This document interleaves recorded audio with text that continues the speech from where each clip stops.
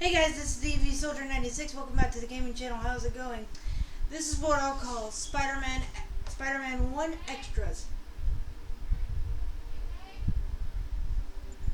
And we're just gonna walk through all the character bios, all that good stuff. And if you click on them, there's more of a bio on everybody.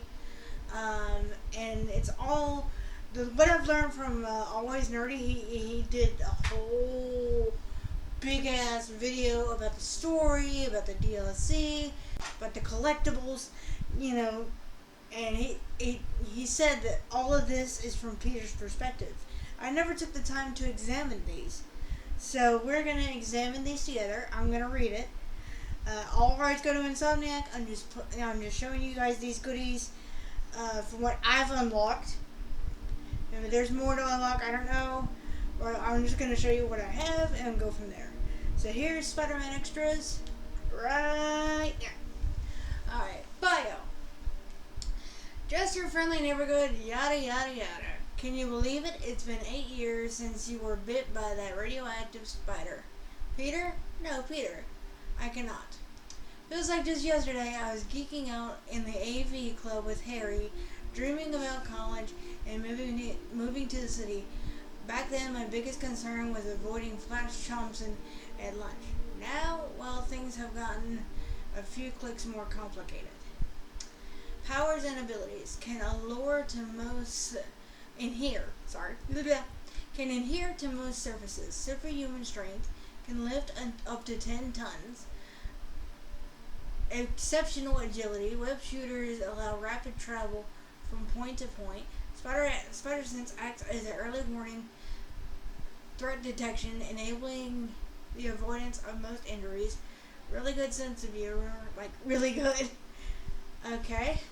And in this game, he is 5'10", as tall as my dad. He is 167 pounds. He is 23 years of age.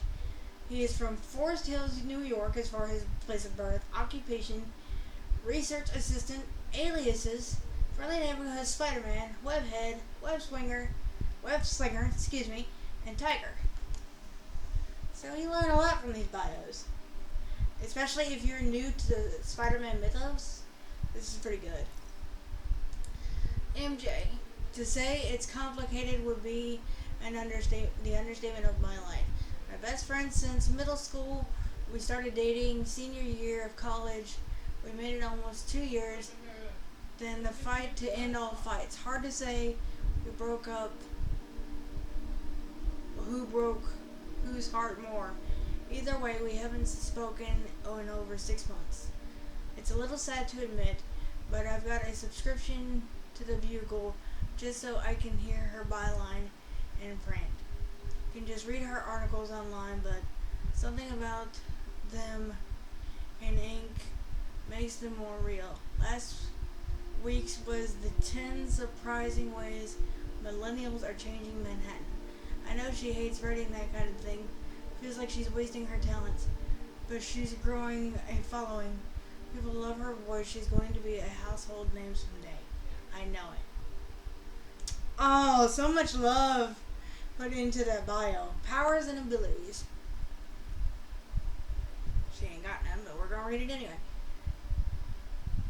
Has honed her investigative skills over years of working from intern to staff reporter, with a well-developed network of sources and a knack for putting interview subjects at ease. She's quickly made a name for herself as a journalist to watch. Fearless, sometimes in the challenging her editor. She follows the story wherever it might lead. She is 5'8", 120, 23, Motressville, Philadelphia. Damn, I thought she was from New York. Occupation: reporter, alias MJ. Oh, jeez. My bad.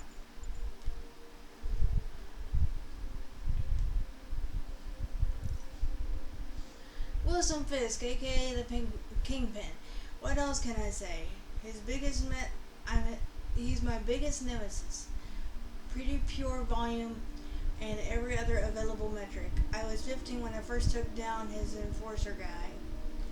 Guys were in jail for 2 hours, but Fisk had it in for me ever since. It controls more of the city than anyone realizes. Police, judges, the city council, you name it. And he's got leverage. If I can put him away once and for all, the city might be safe enough that I could finally focus on the rest of my life. Powers and abilities. Incredibly strong and resilient. His agility and dexterity have honed from years of training, and mental fortitude was nearly unmatched. A formidable strategist, he's always had a plan, and there's those who underestimate him do so at their own peril. His height is 6'7", he's 450 pounds, he's 48 years old, place of birth unknown, occupation CEO, Fisk Industries, criminal mastermind, aliases, kingpin of crime. Oh shit, I did not mean to do that. Sorry. Where was that? Yeah.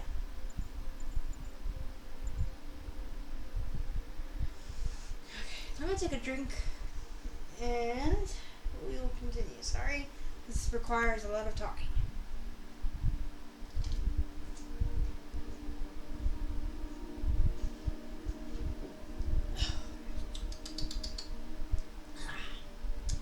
Yuri Watanabe. My best and, let's face it, only friend in the police force. Sure, she's sarcastic and cranky and sometimes wants to kill me, but it comes from a place of love. Fun fact, in her second year on the force, Yuri was sent to negotiate a hostage situation in Hell's Kitchen. After 3 hours of talking, she ended it by body slamming the suspect, knocking him out. When asked why she broke protocol, she said, "He annoyed me." I'm fucking dead. That was hilarious. Powers and abilities. While skilled in both hand-to-hand combat and down and dirty police work, she has lately transitioned into a managerial role. A large sleuth of the police force looks to her for guidance, cool under pressure and uniquely focused. Like, little shakes her confidence. She is 5'9", weighs 135, 38 years old, place of birth Austria, New York, occupation captain of New York Police, aliases best bud. Aww, you big old smoosh ball.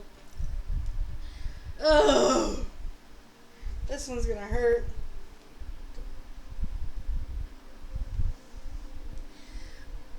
Otto was my childhood idol since I was 6 years old. Other kids would talk about Captain America or Iron Man, but I dreamed to grow up to be just like Otto Octavius. Aunt May was the one who called and got me the summer internship with him.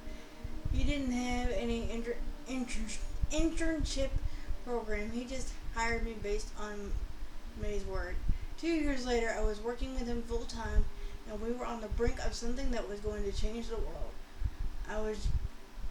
I just wish 6-year-old me could see me now. Powers and abilities. Genius level intellect, able to think around even the most complex problems to deceive elegant, effective devise eloquent, effective solutions. He's 5'9", 249, 63, place of birth Scatterterry, New York. I'm pretty sure I'm saying that wrong. Occupation, scientist, alias Doc. Alright. Next, Aunt May. If I could pick one person in the world who I'd want to emulate, it would be Aunt May. She's the strongest and most selfless person I know. I just wish she'd think of herself a little more now and then. May started volunteering at Feast shortly after Uncle Ben's death to find some light in the darkness.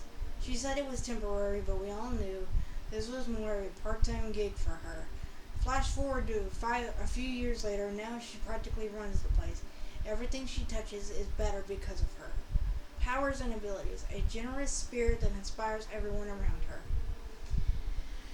She is 5'5", 110 pounds, 66, from Brooklyn, New York, and she is the operations manager of Feast, and her alias is Aunt May. Ugh, rest in peace, Aunt May. Martin Lee is the most definition of a American success story. After being orphaned and only 7 years old, he grew up in foster care in Manhattan. Then at the age of 18, went to China and made a fortune in the shipping industry. When he came back to New York 9 years later, he was already a billionaire, but rather than living off his fortune, he set up charities across the city. He is now dedicating his life to making sure that nobody in the city is forgotten or abandoned. It is no wonder Aunt May wants to work for him. Powers and abilities. Inspiring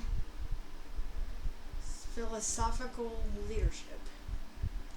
He is 5'11", 180 pounds, 40 years old, from Delhi, China, and he is the CEO of Feast. Aliases: Aunt May's boss.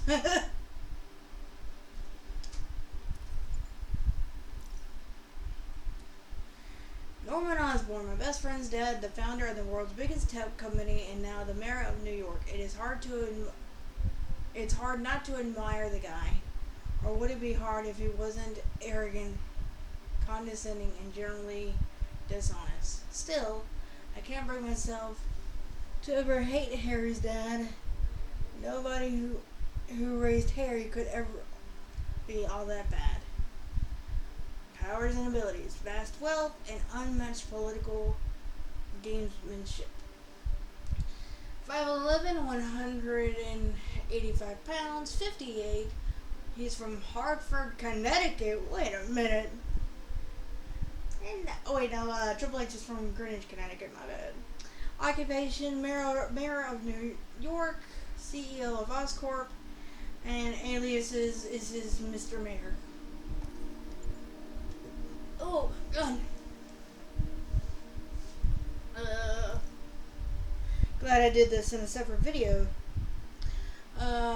Herman Schultz, aka Shocker, was one of my first super adversaries, also the cause of my first celebratory headline story in the Daily Bugle. I was used to the guys with guns and knives, and even water balloons filled with hot sauce. Shocker could even hold his own, or could actually hold his own. If I had known ahead of time, I probably could have found a less destructive way to take him down, but nobody got hurt. Then they were planning remodeling the Fletcher building anyway. Ever since I'd have been more careful to back off it if I thought fighting would put civilians at risk. I can always catch them later when I got the upper hand. A gifted autodidact, that's not even a word, uses viral shock units of his own design to create high pressure air blasts. He is 5'9", 175 pounds, 42, from New York City, occupation professional thief, and he has no alias. Oh, this is gonna hurt. Strange to work with a police officer and have him treat me as an equal and not a nuisance to be brushed away. Officer Davis is the sort of man I hope I would have become if I hadn't got my powers. Honest, dedicated, and moral. His family is lucky to have him. He is a skilled fighter with extensive firearms training, veteran of the police force. His knowledge of organized crime, Wilson Fisk in particular, is extensive. He's 5'10", 145 pounds, 44 years old. New York City, New York is his place of birth. Occupation, police officer, and his alias, Officer Davis, Jeff. Alright then. Rest in peace, sir. Let's talk about his son. I can't stop replaying the events in my head. If I had just reacted a second earlier, if there was some clue I'd missed at the construction site. If Jeff would still be alive and Miles would still have a father. I owe it to Jeff to find some way to help Miles. I don't know how to do it yet, but I have to honor his father's memory. An intrusive grasp of science and technology. He's 5'8", 130 pounds, 15 years old, born in Brooklyn, occupation student, and he has no alias. Sorry if I get some of these words wrong, my brain is not working with me.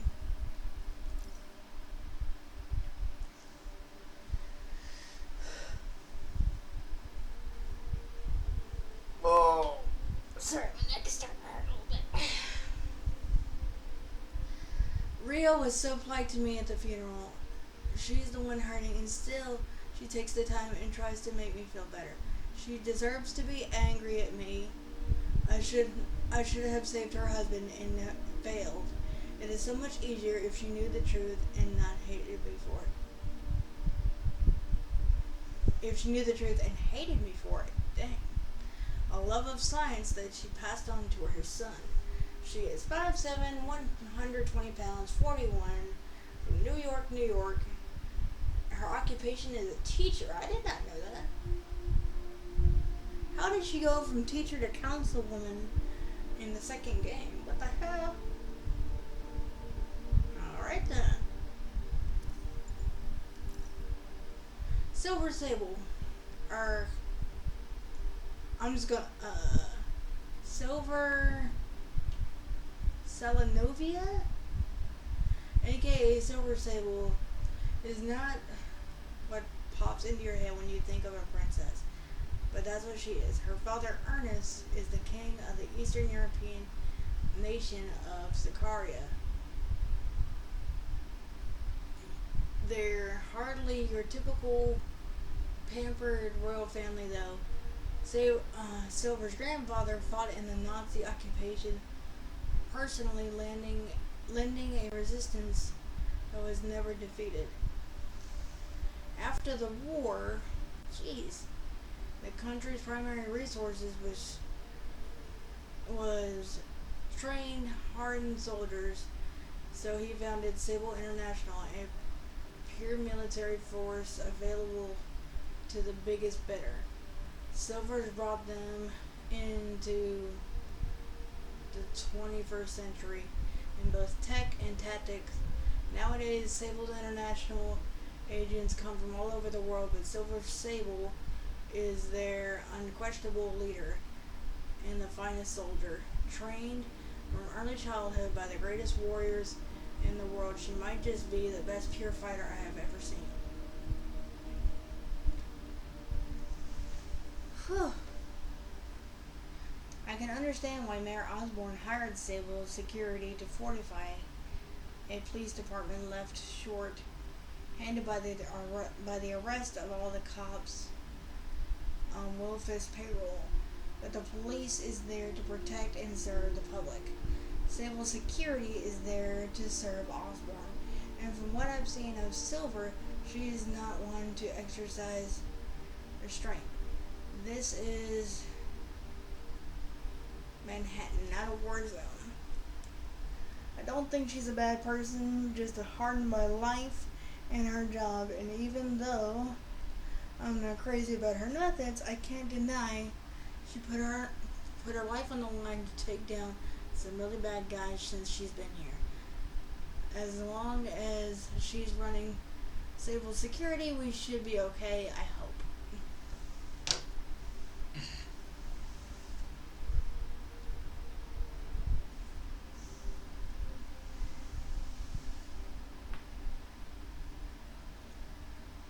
Oh, goodness. Uh, Powers and abilities. Extraordinary hand-to-hand combat and martial arts. Expert marksman. Accomplished gymnast. Fluent in multiple languages. She is 5'5", 125 pounds, 36 years old. She's from Singaria, CEO of Sable International, and she has no alias. That's good because I'm tired of reading her file.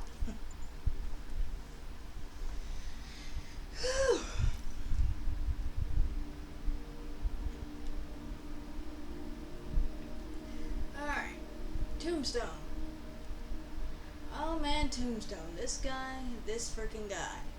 I have fought a lot of guys in my day. Guys with mechanized war rigs. Guys with semi-mystical reality bending powers. Guys with goofy names and even goofier costumes. Lots of crazy guys, but I have never met a guy like Lonnie Lincoln, aka Tombstone.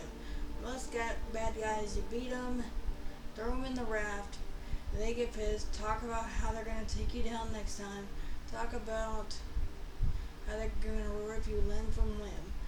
Lonnie, man, all he does is smile. Every loss is just another great challenge on the horizon, he once told me. Right after I handed him to the police, there is nothing Lonnie loves more than the promise of a great fight. And the guy doing the fight is built like a brick house with impenetrable skin and razor sharp teeth. Well, let's just say he's discovered the joy of painting or something.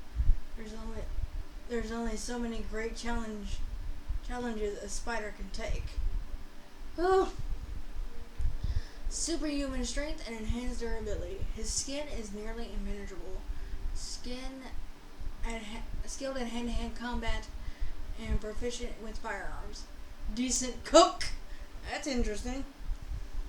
He is 6'7", 385 pounds. He is 39 years old. He was born in Harlem, New York. His occupation is free agent. Alias is the pale one? Okay. He does kind of look like Wilson Fisk. I mean, look at that. All he is like a paler version of Fisk. Maybe that's just me. Okay, Dr. Morgan Michaels. Whew, I thought this was Robertson from the Daily Bugle. Oops. Dr. Morgan Michaels, PhD. No less. It's Oscorp's top researcher for GR27. Their CRISPR based genome therapy. And I have to say, for a guy leading such an important project, he's kind of a nobody. I mean, I'm a science nerd and I've never heard of him. As a search of academic databases only turn up a couple minor mentions. I think I saw a reference of one of his emails being Greek, maybe. Michaels is an Americanized name, and he is published as Michael Morbius or something. Not that it matters, but when I've seen of his work, he's brilliant. Michaels is specialized in hereditary genetic diseases, finding cures for the incurable. I wish I had more confidence in his discoveries would be a gift to society. They should be, but Oscorp traditionally focuses on military context. They always seem to find a way to turn philosophers into swords. It's a little weird, like they're pursuing this line of research at all. Norman seems committed to it, and so does Michaels. Personally invested in even more than one. One of the most scientists are with their work. I wonder if it is personal for Michaels. In his photos, he doesn't look well. Thin, pale, dark circles under his eyes. Could be a genetic condition of his own. I'm getting overly fascinated here. Charlie just never sleeps. I know from experience what that's like. He's gifted biogenist or biochemist. No one understands Devil's Breath better than him. Yeah, I can see what he means about the dark circles and all that. And everybody thinks it's Morbius the vampire. I don't know. We'll see. He's 5'10", 170 pounds, 52 years old, place of birth, Menuya, Iowa. And his occupation was Devil's Breath for Oscorp. And he doesn't have any aliases. Ugh. How many of these are there?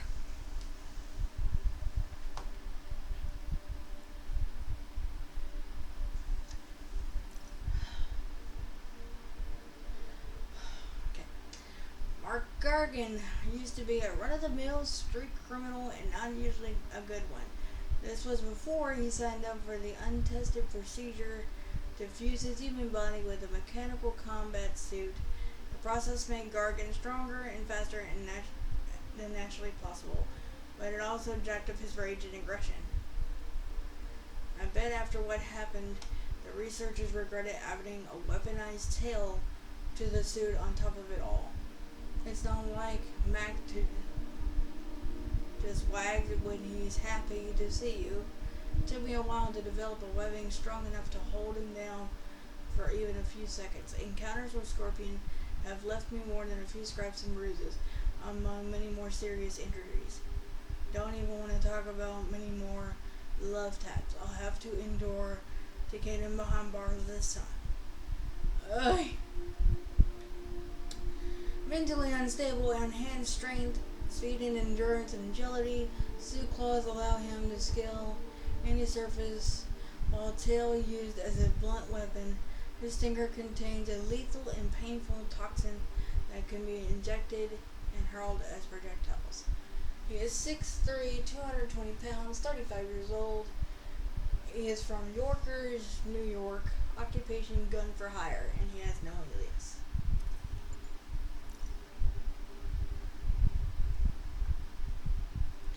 And I also read in the I didn't read it in the comments myself, comics, that Gargan was hired by Jameson, and Jameson paid for all the power-ups so he can kill Spider-Man. Yada, yada, yada.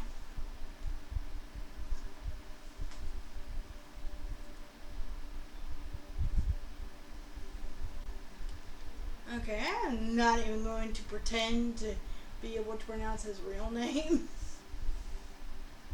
So we're gonna skip that. Aleki, I think that's what Aleski.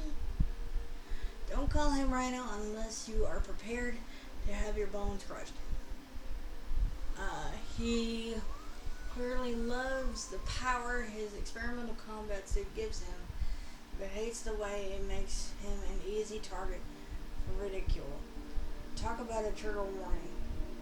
He would be hard enough to fight without his suit, but with it, he's like some unholy combination of a tank and battering ram.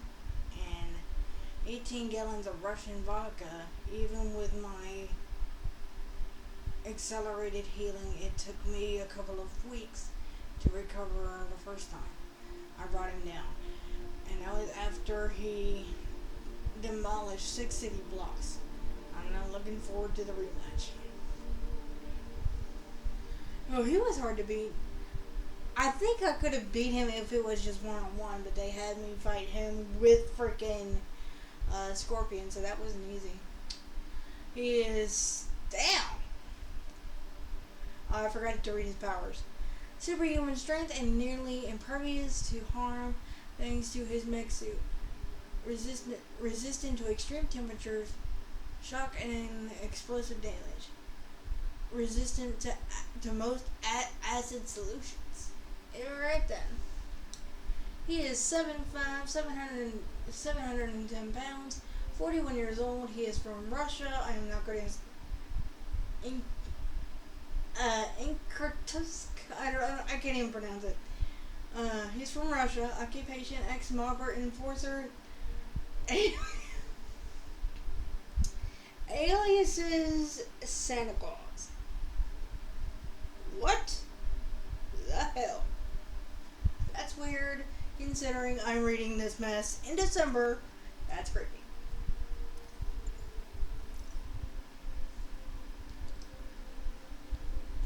Whew. Electro. Of all the villains I have ever fought, Max Dillon might be one of the ones that worry me the most. The story goes that he gained his ability to control electricity after a freak accident transformed him into a human lightning rod. As Electro, Dillon can shoot high voltages at will, and he's come probably close to zapping me in his spider slush kebab on more than one occasion. I got lucky in the first time we fought, but he would have killed me if he didn't burn himself out with his own electrical current. He's still getting used to controlling his powers then. If he ever taps into his true potential, I'm not sure even the Avengers could stop it. I bet Thor could whoop his ass. But, So at this point, he's still kind of learning his powers. Powers and abilities. A living electrical compactor. Capable of generating electrostatic electricity of roughly 1,000 volts per minute, able to store upwards of 1,000,000 volts, and can discharge stored energy from the form of lightning blasts, capable of traversing at high speeds. I can attest to that because the first time I chased him without all the upgrades, took me forever. He is 5'11", he is 165 pounds, 39 years old, from Androscoggin, New York, and he's a professional criminal, and his alias is Sparky. That's funny as hell. And you get a glimpse at the accident he was in The Amazing Spider-Man 2, if I'm not mistaken. I don't know if it's comically accurate, but that's the first time I've ever seen the accident take place. Alright. Alrighty, here we go with the Vulture. When I first heard of the old guy that was dressed up as a bird, in a bird costume, calling himself the Vulture, I had a hard time taking him seriously. But I've learned pretty quickly that Adrian Toomes is no ordinary, generic. He has engineered a flight suit himself and gave me my first hard lesson that the spiders do not work well with altitude. It took me years of failed attempts before I finally took him down, and I'm dreading having to do it again.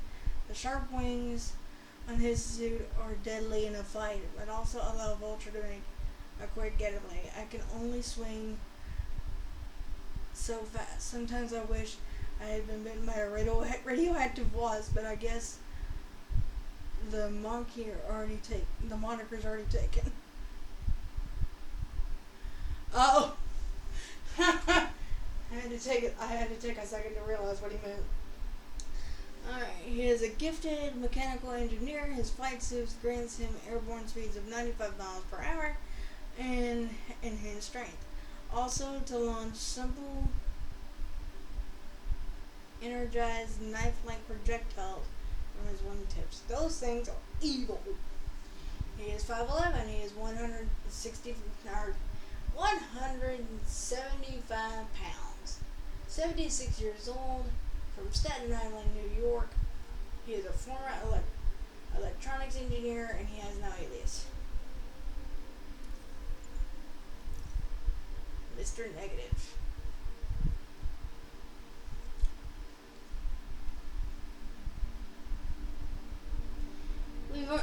We're just doing the extras and we've only been 40 minutes into this. Holy hell. Martin Lee has an alter ego. Jonah has been calling him Mr. Negative on his show. Jonah always did have an ear for branding. Mr. Negative is an inverse of Martin Lee, but with some kind of crazy energy powers. I'd love to know how the energy works, but I'm not ready to die to find out. Real question is, what happened to Martin Lee? Did he plan this whole attack on the city? On City Hall? Or did Mr. Negative have some kind of weird alternate personality? What's driving his rage? Can generate and control destructive negative energy, able to corrupt people effectively by controlling them with just a touch, and increased strength and speed, and able to give small portions of his powers to his followers. And the same data applies to Martin Lee, but that would be his alias, so we're going to skip that. Doc Ock is going to be... all his information is the exact same, but let's see what he's got on his bio. Dr. Octavius and I were supposed to change the world. Now, the media is now calling him Dr. Octopus, and if I wonder if the city was going to survive his rampage, I tried to warn Doc of the risk of the neural interface posed to his brain, but never in a million years did I imagine that he turned into the revenge-obsessed monster. The audio Octavius I know would never hurt people. He dedicated his life to helping them. I know he's still in there somewhere, and I'm going to do everything I can to save him. Mechanized prosthesis grants him superhuman strength and durability, can scale nearly any surface. A direct neural connection means the prosthesis runs at the speed of thought. And it's all the same.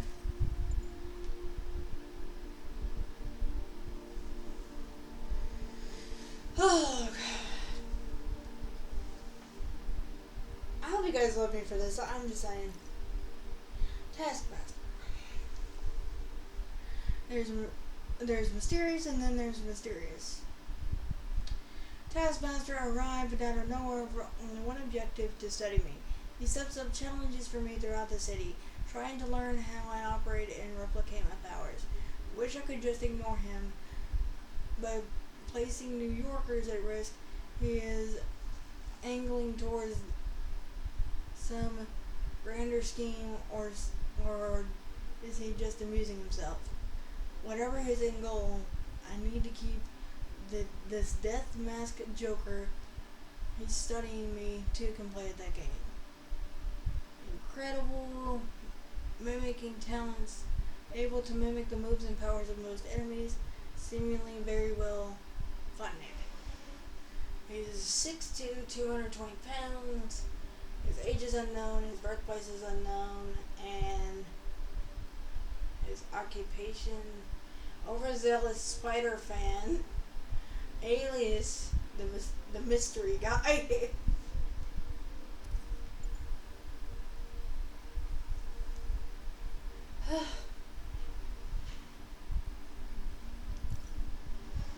Felicia Hardy, aka the Black Cat, is a mystery thief and trickster. We have had a long and complicated history. I thought I had convinced her to give up the life of crime, but apparently it didn't stick. She's addicted to risk-taking and enjoying the finer things in life, which often gets her in trouble. Worst part is that she brings bad luck wherever she goes. Her powers are superhuman agility, skilled in martial arts, Strong and fast, draws additional strength from her suit and equipment. Very sharp claws, signature gadget is her grappling hook. She is 5'10", 150 pounds.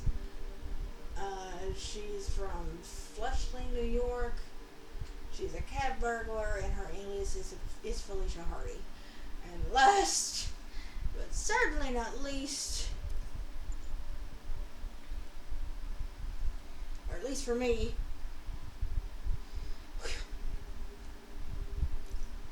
Hammerhead. Hammerhead is one of the most strongest and ruthless of the Magia crime bosses. As a younger man, he is beaten and left for dead. A surgeon named Jones Harrow saved his life, implementing a steel alloy plate in his skull in the process. Whether the incident left Hammerhead mentally scarred or whether he's always been a homicidal maniac, I can't say. But he will stop at nothing to seize control of the Magia families. Incredible strength, bulletproof skull, skilled marksman, deadly street fighter, zero scrapples. He is 6'5", 290. He's from Russia. Oh damn! I thought he was literally a New Yorker. He is a crime boss, and his alias is Joseph Mr. H. Joseph. I never knew he had a name other than Hammerhead, other than being a psychopath and beating this motherfucker in Shattered Dimensions. Jesus. Good Lord, I cannot explain the hell. If you haven't played that game, oh, good Lord, my head just hurts thinking about it. Alright. And is all the bios that I have unlocked. If there's any other bios, like for say, for example, Screwball, and you guys want to share it in the comments for everyone else to see, that would be great. That would be wonderful. So let's see what else we can get into. Not getting into my move list. Oh wait, here we go. Resources, we're not getting into that. Backpacks, we've already done it. Alright, let's look at these newspapers together real quick.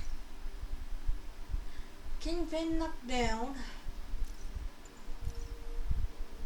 Off the streets into homes.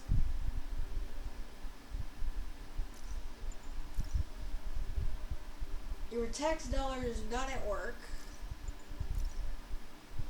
Disorganized crime. Art attack. Big shock.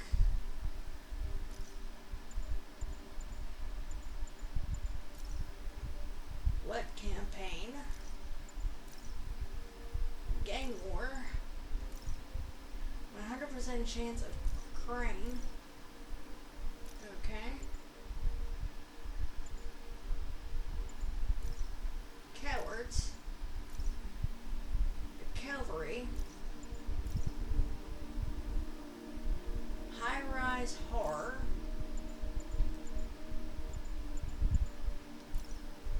Crisis on campus. Security or freedom. Urban warfare. Terror on the tracks. Nice shot at Spidey though. Quarantine. Sinister Six.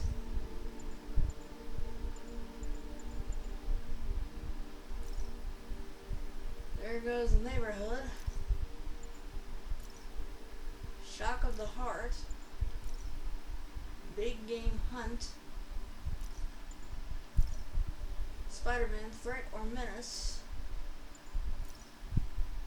Who's the octopus? Cured.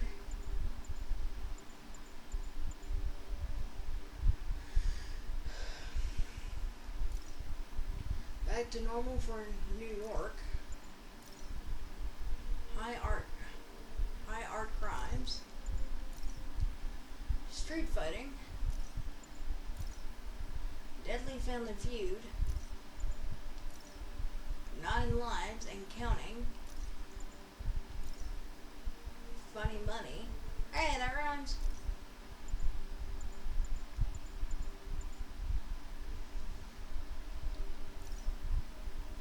Date Night Destruction. Nice. High Tech Hijack. Subterranean Massacre. Locked Up Tight. Taken at the Theater. When Will It End?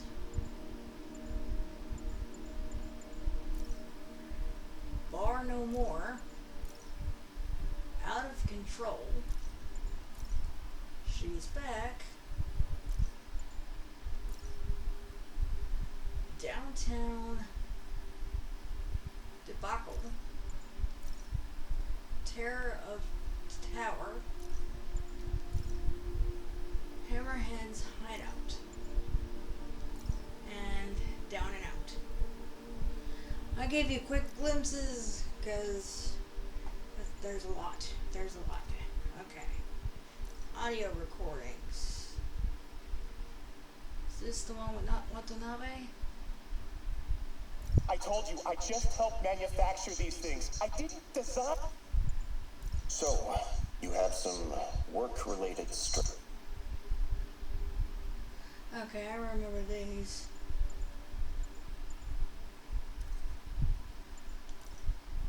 Spider-Man is a failure. You might think this would make me happy, and to some extent you'd be absolutely right. But today, I am tired. Tired of all the senseless violence continually afflicting our streets, which that masked menace failed to put an end to. He failed to stop Hammerhead and his men, who are now using stolen Sable International weaponry to wreak more havoc than ever. And speaking of Sable, Miss Abuse of Power herself is back in New York, this time aboard some kind of fancy-schmancy gunship. Where was that when the city was cowering under the terror inflicted by Martin Lee and Otto Octavius, huh? Collecting dust in a Simcarian warehouse? It's a shame she and Spider-Man couldn't have done us all a favor and just taken each other out. Asshole. No, Jared, I said I wanted crushed ice, not... What do you mean we're live? Oh. Haha! Listeners, brushheads, stop me if you heard this one before. Spider-Man just chased a bunch of thugs through the streets, putting citizens in danger and leaving millions in property damage in his wake. And this time, he had a little help from a certain silver-haired vigilante who turned the financial district into her own personal shooting gallery with a flying death machine. But that's not the worst of it, folks. Oh, no. What could be worse, you ask? The traffic, the gridlock. It was so bad that yours truly missed a very important dental appointment. Now I have to wait 6 months for the next opening. How many other people miss dental appointments because of this? Dozens? Hundreds? Thousands? Which, of course, leads us to the obvious conclusion. Spider-Man causes tooth decay. Spider-Man causes tooth decay. Dumbass. Reports are flying in about an incident in Midtown involving, you guessed it, Spider. It's the same old story, same old menace. But here's a terrifying little wrinkle. My sources tell me that the Magi of Crime Boss Hammerhead is now gone, and I quote, full cyborg. First we have robotic octopuses, and now a meched-up Magia? Whatever happened to the good old days when criminals would just put on a dime store mask, stick their finger in their pocket, and try to rob a bank? All right, Spider-Man happened.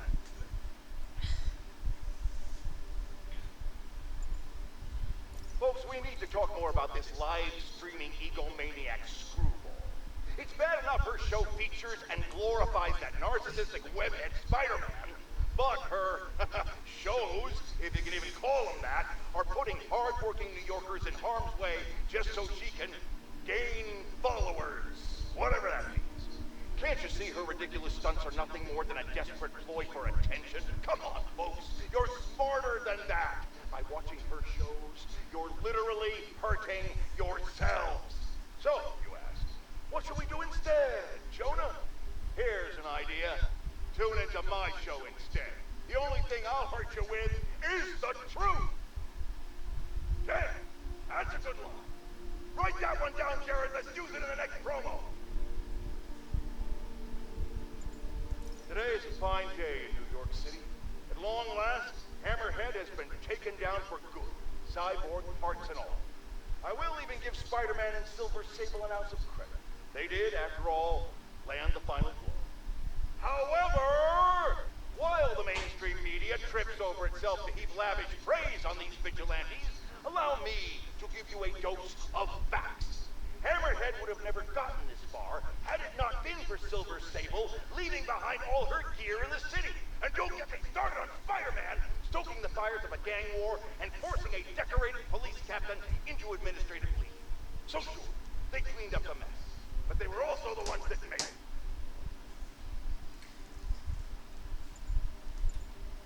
Jared, call my doctor and double all my prescriptions.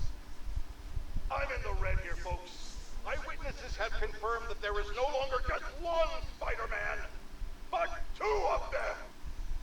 I mean, one is bad enough, but I'm having a hard time dealing with the idea of multiple menaces swinging through our beautiful city. It's just... Jared, I might be having a heart attack. I need to lie down, folks. No, don't call an ambulance. It's so expensive. Call a cab. I have a coupon in my wallet. Don't go in my wallet, Jared. I'll do it. I'll do it.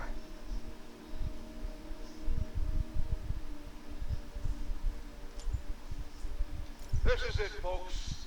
This is the big one. I finally have proof. For years, I have asked my dear listeners to send in photographic evidence to prove, once and for all, that Spider-Man is directly linked to the very criminals who plague our city. And finally, one brave anonymous caller has delivered the goods. We have clear photos of Spider-Man standing in the immediate vicinity of caches of humanitarian aid. Aid that was intended for Sincara.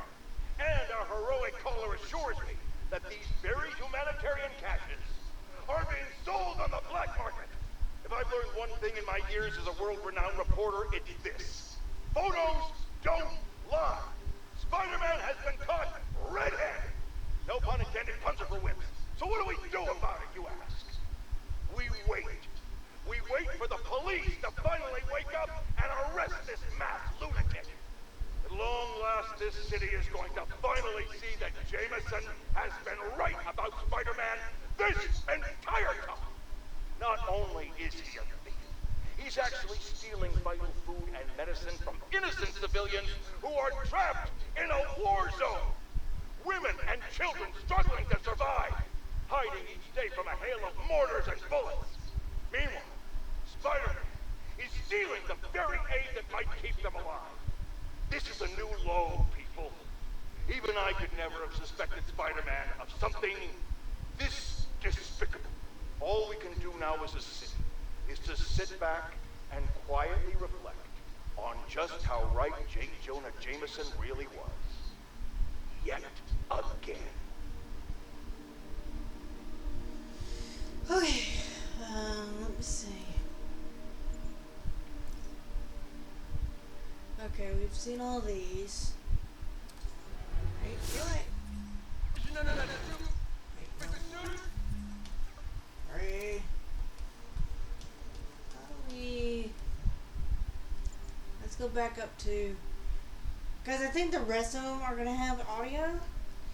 And I think I've covered all the character bios. So I'm going to shut off my mic and just play all the audios. So that way it doesn't, the rest of it won't be so echoey. And we'll get as many audios as we can. So, see you in a bit.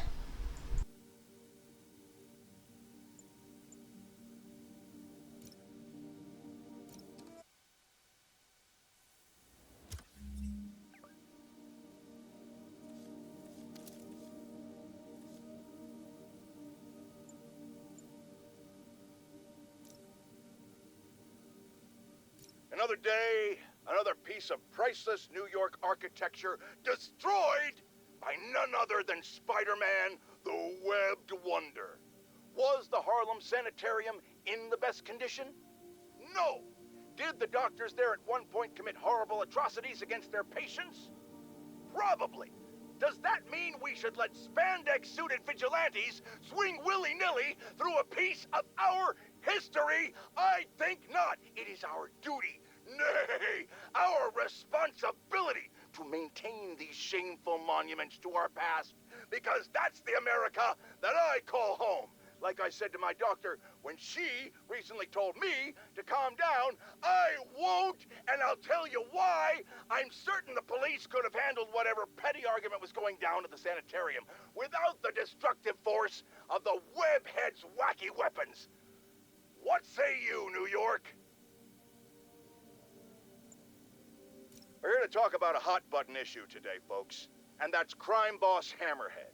It turns out that petty argument at the Harlem Sanitarium was actually a Magia smackdown against this flat-topped flop. But here's the thing about Hammerhead, valued listeners.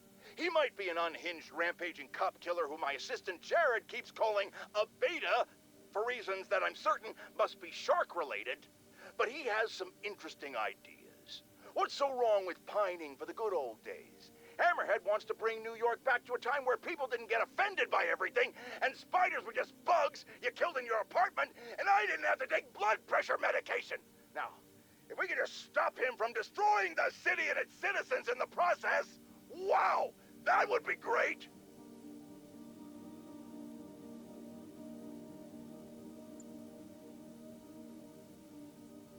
Today, on Just the Facts, with J. Jonah Jameson, the Magia are turning the streets of Manhattan into a gang war. Why, you ask? Because nobody listened to me when they had the chance. If we just cleaned up the city, returned to our collective senses, and run Spider-Man out of town, not necessarily in that order, then a psychopathic crime boss wouldn't be wrecking New York in some misguided pursuit of that same goal. Look, Hammerhead's impulse to take us back to a simpler time before any of us had heard of web shooters isn't wrong. But his methods are obscene. Attacking the police, terrifying citizens, the man gives simpler times a bad name. Like this infernal sodium-free beverage I'm being forced by the medical establishment to drink for my health gives soda a bad name. And meanwhile, where's our city's so-called savior, Spider-Man, in all this? I need to lay down. Friends, our streets are safer than ever before, thanks to the tireless efforts of the swinging spectacle, Spider-Man. Oh, just kidding! Our streets are actually in more literal danger than they've ever been, because it seems like someone made Hammerhead's idiot men resort to digging up roads in the middle of rush hour! It's clear that the only way crime boss Hammerhead thinks he can get people to listen to his pleas for a return to decency is by actually razing this city to the ground. And while I frankly find the sentiment admirable, just like my doctor thinks it's admirable that I've cut back on alcohol consumption, I think we can all agree that we'd much rather get home on time and alive than late and dead. Meanwhile, Spider-Man, it seems, is actively assisting the Magia during all this. Spider-Man or Spider-Mob? You decide.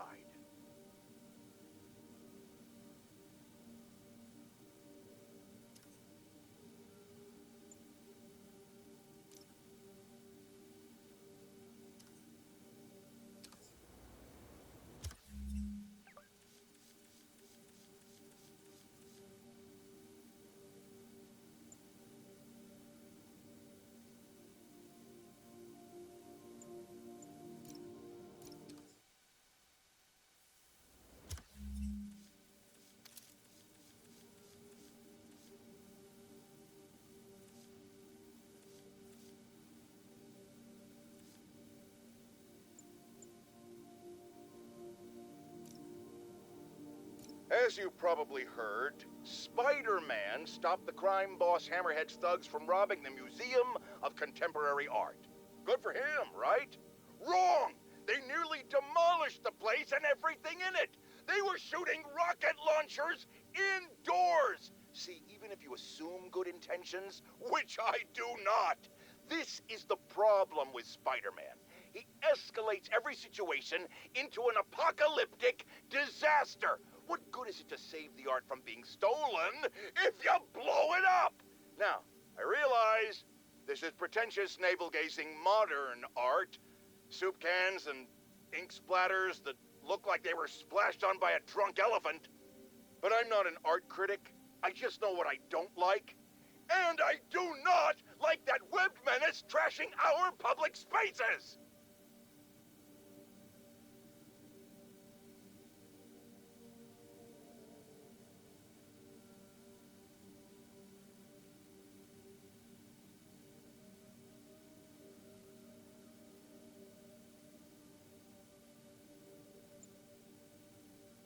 If you followed my career, and of course you have, you know I notched my first big bylines covering the Maggia crime families.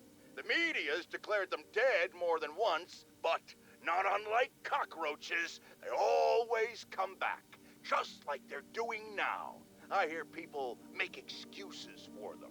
They're not so bad. They follow rules, unlike the demons or the cartels. Ha! And that's true. Until they go to war with each other. Then bullets fly, cars explode, horses lose their heads. And my Jonah sense tells me there's a gang war brewing. So hold on to your cannolis, folks. Come on, Jared, that's not an ethnic slur. I like cannolis.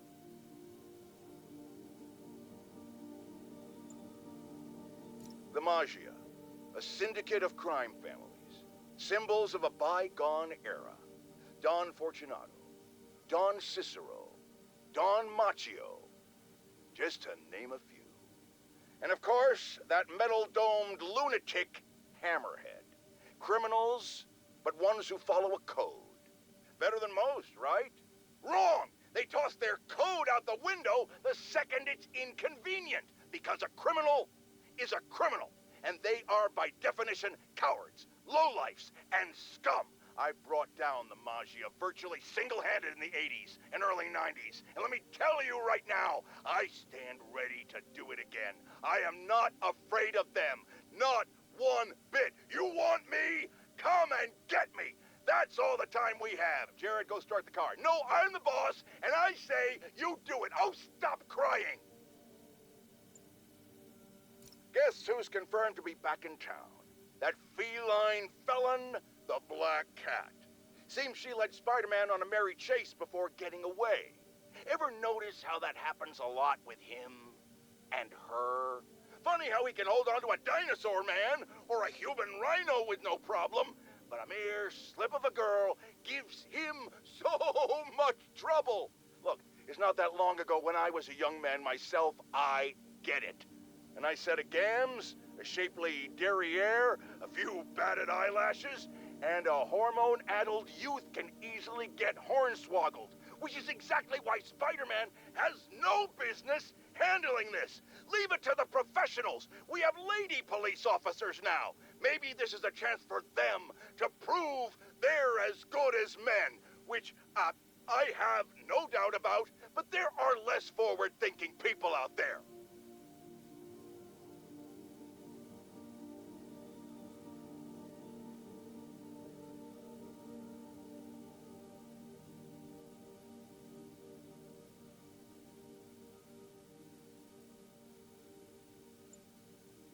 The internet's rife with footage of Spider-Man chasing the Black Cat across the rooftops. And apparently, there are hordes of young people cheering them on.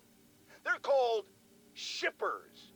No, that has nothing to do with boats. It's short for relationship. As in, they really want Spider-Man and the Black Cat to be together romantically. Or they really don't.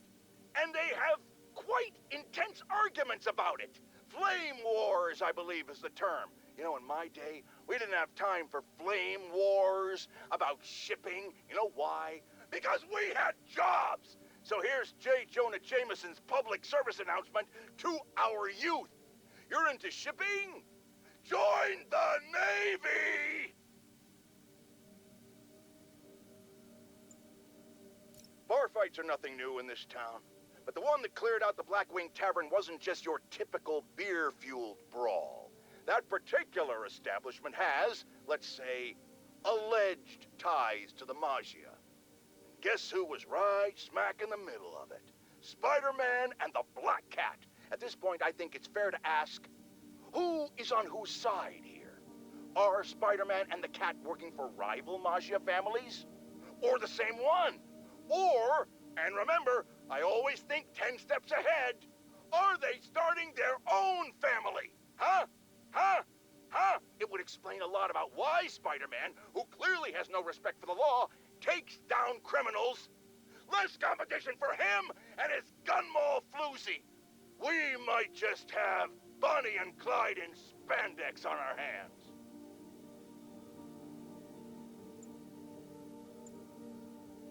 You youngsters won't recall, but there was an earlier Black Cat. A criminal from the old school. And of course, like everything else these days, they had to reboot it with a woman. Now, no one loves women more than J. Jonah Jameson. In a respectful, non-harassing way, of course. I just think this new Black Cat is a bad example for our young ladies. The original stole and took his chances. He didn't try to convince us he could be a good guy like this Jezebel did, remember? She ran around playing the crime fighter until it became clear she was stealing from the very crooks she arrested, which proves the point I always make: a Black Cat cannot change its spots. I know they don't have spots, but you get my meaning.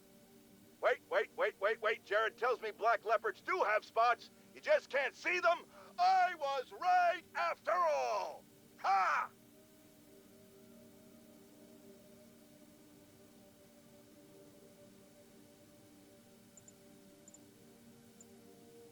My loyal listeners have called in reports of Spider-Man recklessly vandalizing public works, smashing open power relay boxes and other structures relating to important public and private services. Some have even said it appears he's looking for something, but he never leaves with anything. My friends, I think it might be time to consider that Spider-Man might just be a few sprinkles short of a sundae. Not that dressing up like a bug and swinging around the city is the behavior of a well-adjusted individual, but now, either he's looking for things that aren't there, meaning he's delusional, or he's venting uncontrollable rage. And either one of those possibilities means it's time to call the man in the white coats with big butterfly nets.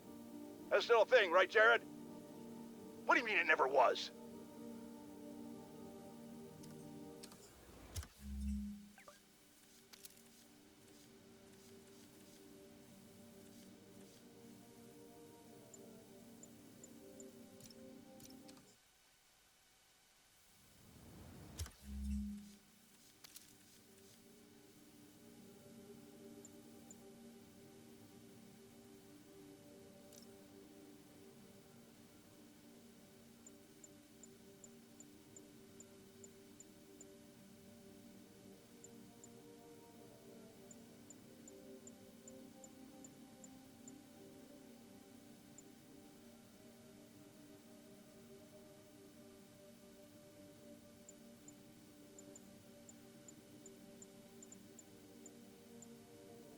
This is Just the Facts with J. Jonah Jameson, where listeners like you discuss the issues affecting our city with Pulitzer Prize-winning... Two-time Pulitzer Prize-winning former publisher of the Daily Bugle... Hey, plug the book. And as always, if you order Mr. Jameson's book, Spider-Man, Threat or Menace, within 24 hours of our broadcast, you'll get an autographed copy at no extra charge. No personalizations, don't ask, not gonna get it. Welcome to Just the Facts with J. Jonah Jameson, alerting you to the threats you don't even know about. Let's dive right into the calls. Speak. Okay, so not for nothing. You gotta give Spider-Man respect for taking down Wilson Fisk, right? I mean, one less mob boss is good for everybody. Is that right? Tell me, are you a police officer? Prosecutor? Maybe an award-winning reporter with decades on the job like me? No, I'm a plumber. Oh, good.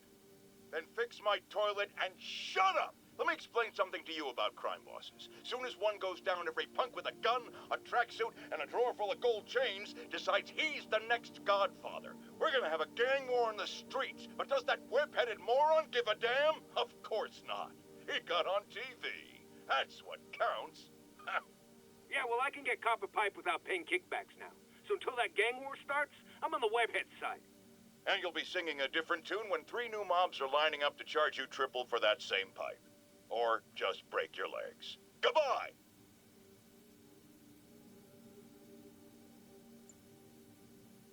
My loyal listeners, brushheads they call themselves, though I've never quite understood why, will remember my warnings about the downright Orwellian crime monitoring system the city was installing. Well, it's not operating.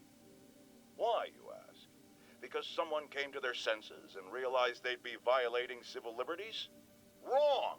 Because those incompetent bureaucrats built a network that crashes more often than a wino driving a bumper car. So your tax dollars got wasted, and there's nothing to show for it. Which is about as close as you get to a happy ending in the real world, kids.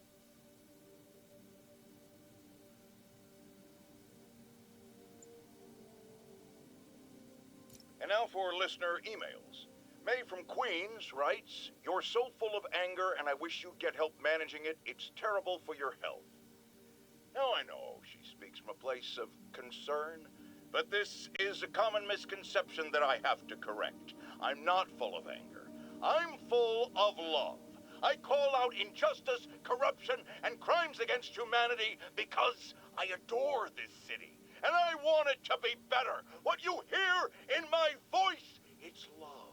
Nothing but love.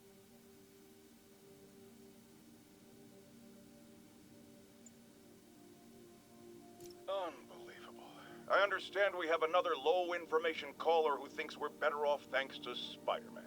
Let's see if I can set her straight. You're on with J. Jonah Jameson. I just want to say that I've never seen Manhattan so safe and peaceful. Compare what it was like when Spider-Man first showed up to now. Okay, fair enough, I will. Then we had police and firefighters doing a wonderful job. There was crime, sure, but nothing they couldn't handle. Of course, we do have things now we didn't have then. Maniacs who shoot electricity out of their eyes, walking piles of sand, Nazis made of bees! Didn't Spider-Man put all those guys in jail? You're missing the point. They didn't exist before he came along. At best, he attracts them. But I've often wondered if they're in cahoots.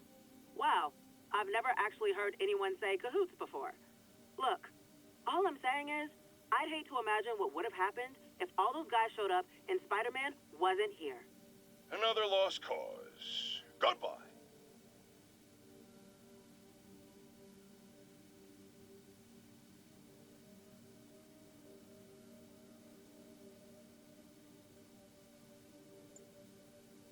You might have heard about the robbery at Roseman's auction house. What you probably didn't hear, but my sources confirm, is that the perpetrators were wearing masks. Horrible, demonic faces. Yet another example of the explosion in mass criminals since Spider-Man came on the scene. Let's hear your thoughts. You're on with J. Jonah Jameson. Yeah, I see your point, but Spider-Man stopped those guys today. Saying he's like them because he wears a mask isn't fair. It's like prejudice. Wrong. Here's a little lesson in the English language, my friend. Prejudice means to prejudge someone before you know anything about them. I know all I need to about Spider-Man. He runs around causing chaos, wearing a mask so he doesn't have to answer for his shenanigans, and a flashy costume so he gets attention to feed his gigantic, insatiable ego. Now, if I'm a mentally unstable person and I see him getting all this coverage, what am I going to do? It's called copycat behavior, people, and it's ruining New York. Folks, I have to once again defend myself against the spurious claims from McDonald Mac Gargan, a.k.a. the Scorpion. Yes, as I fully disclosed, I bankrolled the experiment that gave him superior strength, speed, and that unsightly cyborg tail. The idea was to create an anti-Spider-Man who is not a threat and stops menaces. I had no idea he was crazy. Do you think his resume said psycho with a poisoning fetish? His lawsuit is a transparent attempt to reduce his sentence at the raft by placing the blame for his deeds on me. And that is one package J. Jonah Jameson refuses.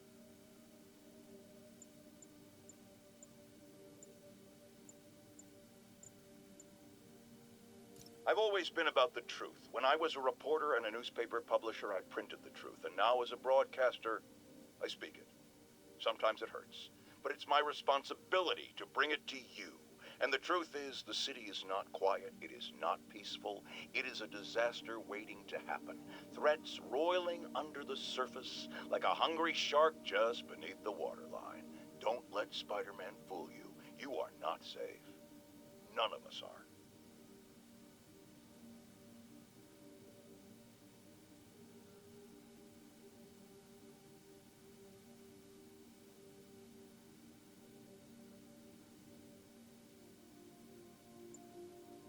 Now, a lot of people ask me what I think of Mayor Osborn, but what matters is what you think.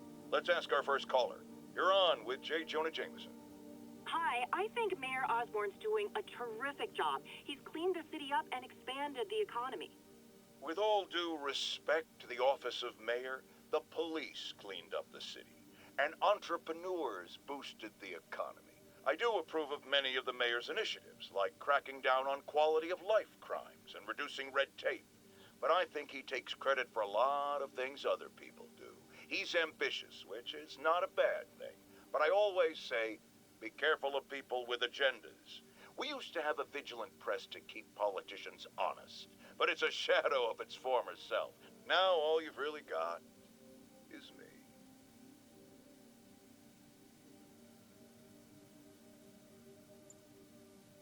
Let's discuss the costume lunatic who just literally destroyed a bank. Wait, you think I'm talking about Herman Schultz? Oh, no. I meant Spider-Man. Look, Schultz is a career criminal, obviously disturbed. I mean, he calls himself the Shocker, so I don't expect him to act like a sane person. But Spider-Man claims to be a hero. Well, tell that to the bank employees who are out of a job.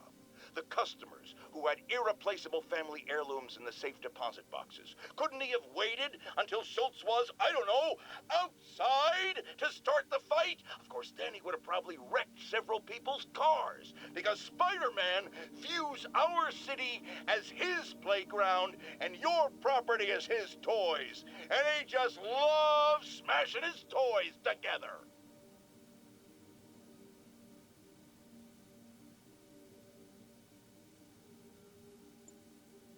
Friends, I've just received an update on Adrian Toombs, a.k.a. the Vulture. Apparently, this winged criminal has fallen ill with cancer, and he's been moved to the Raft's infirmary for treatment, which will undoubtedly cost a fortune in public funds. Now, let me ask you, why do we even have an infirmary at the Raft? It's a supermax prison, full of maniacs. If they get sick, let nature take its course. Now, I realize that's harsh, but so is my tax bill.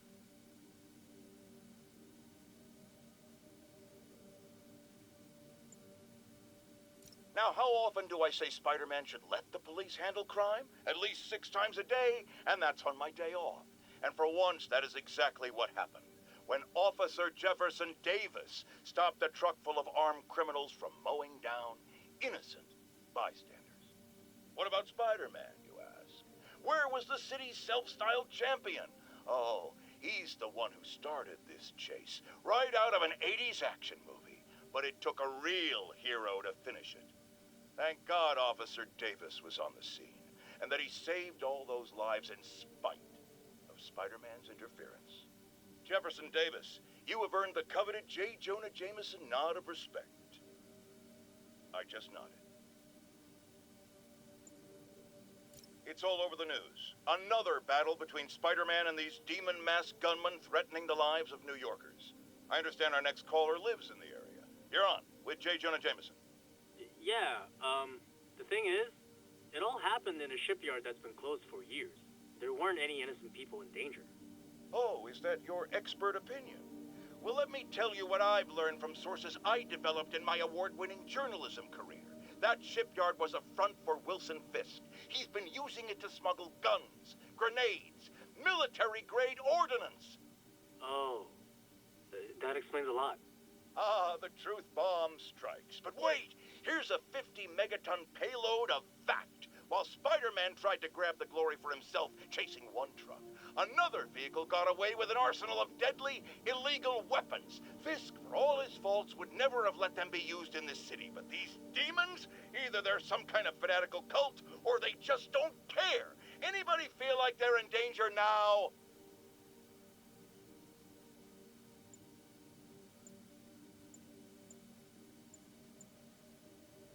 A helicopter fight, trailing a crane, in the air above our teeming streets, on which it could have crashed at any moment in a blazing rotor-chopping fireball of doom. Still think the webhead's protecting people like you, caller? Well, he stopped them, and he made sure the helicopter didn't land on anyone. So, it seems to me he did the right thing. Right thing? The right thing would be to call the professionals. My son serves proudly in the Air Force. He's logged thousands of hours of flight time and years of training in protecting our homeland. But he's not good enough? Well, of course he is, but he wasn't there. Spider-Man was. Because that's how he wanted it. God forbid he share the spotlight with anyone. That's it. I'm done pointing out the obvious. Let's go to commercials. I need a double aspirin with an antacid chaser. Now!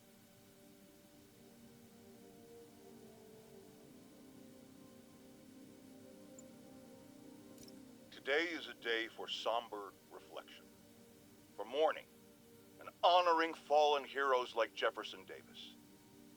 But it's also a day to vow never again.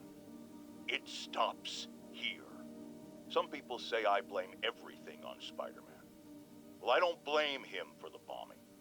That cowardly act is squarely the responsibility of whoever committed it. But if we're going to keep New York safe, we can no longer tolerate the kind of lawlessness Spider-Man and his ilk represent. This is our city. By God, we're going to take it back.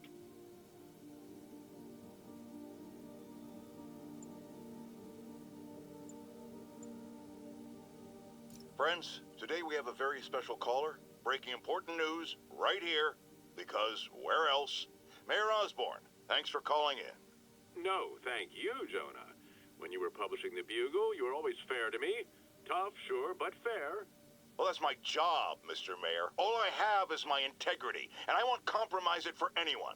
Now, what's this crucial breaking news you're revealing for the first time anywhere on my show? Well, after the brutal, cowardly City Hall bombing that almost claimed my life, it's clear our understaffed police department needs help. And I want to reassure the people of New York that I am providing it. Aha! I said it. You all heard me say we needed this. Are you using my idea of bringing in cops from Lake Placid? Ah, no. Though that was a fine idea. No, this would be a security contractor, much like the ones our military uses to assist our troops overseas. I can't name it until the contracts are signed, but their qualifications are impeccable. Well, that sounds terrific, Mr. Mayor. Though, of course, I'll have to reserve my tough but fair final judgment until I have all the facts. I'd expect nothing less. And let me stress, this is in no way replacing our brave officers of the law, just augmenting them in a way that cuts through the red tape and gets results. And results are what we want. You know, I'm glad you're here, so I can share my theory on how Spider-Man may well be working with the demons. And a fascinating theory it is, I'm sure. But my doctors are advising me to get some rest now, so if you don't mind. Oh, of course. Thank you for calling in, Mr. Mayor. My lines are open for you anytime. Jared, did you hear? Tough but fair! That's our new slogan. I don't care who else is using it. Don't care.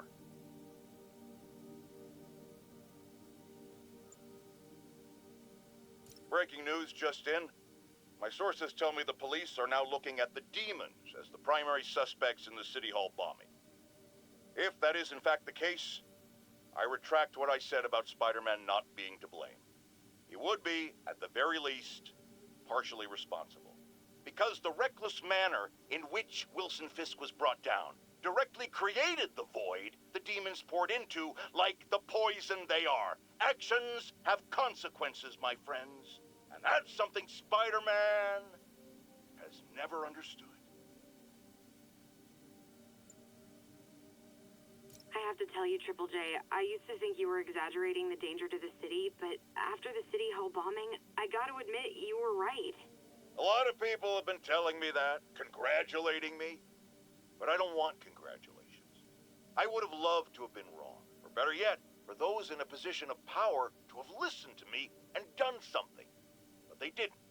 And I'm not sure they'll listen now.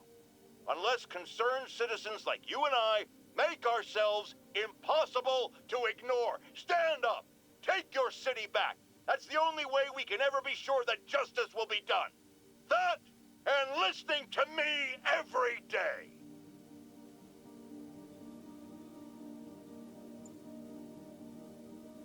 I got an interesting tip today. Remember that barbaric beast named the Rhino? Apparently last night he almost escaped from his cell in the raft. How, you ask? Well, no one there seems to know, but they assure me he's been relocated to a more secure cell. Now, I'm no expert on Supermax prisons, but isn't the whole point of them that there isn't anything else more secure? I mean, he's a 700-pound maniac with an indestructible horn. If there's a more secure cell, why wasn't he in it?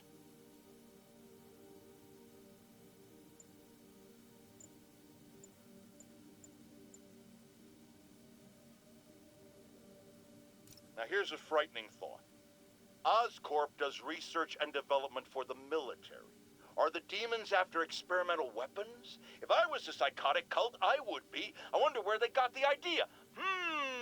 What highly visible figure has made a career out of fighting madmen with lethal experimental technology like flight suits, tectonic gauntlets, and gigantic scorpion tails? No, don't say the name.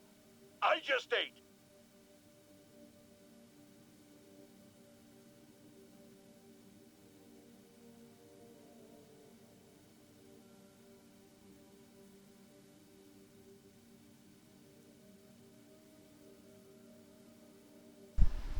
Alright, I'm just jumping back in here. I just wanted to say I'm fixing to have to go to bed, so we will pick up at number 20.